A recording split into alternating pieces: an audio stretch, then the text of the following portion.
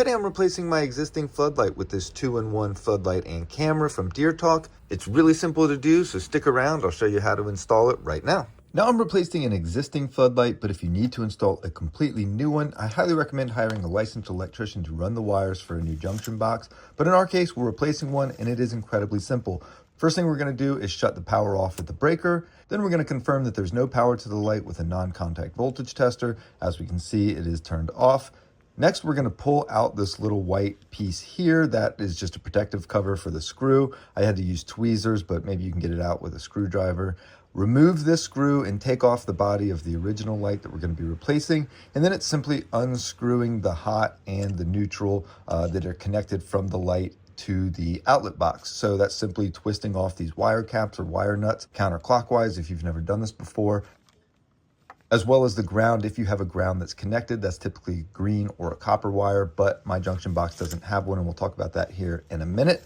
But once those are removed, the light is completely detached and you are free to begin installing the new one. What you want to make sure of first is that you include the gasket to go around the casing for the junction box that meets the actual light. This is to keep out water, snow, bugs, elements, dirt, debris from getting in there. And it's very important that it's a very nice tight seal. So before you connect it, you'll need to put that over the outer base. And then it's simply wiring it back the opposite way of detaching it. Simply line up the appropriate wires, white with white and black with black. White is the neutral, black is the hot. Place them next to each other, then put the wire cap over them, twisting it to the right nice and tightly and firmly. That will give you a nice tight connection.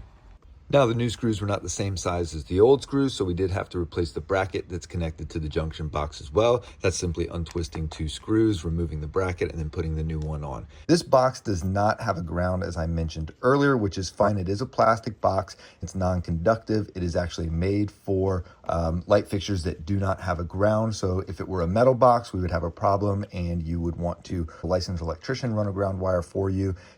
In our case, we are safe and it is okay.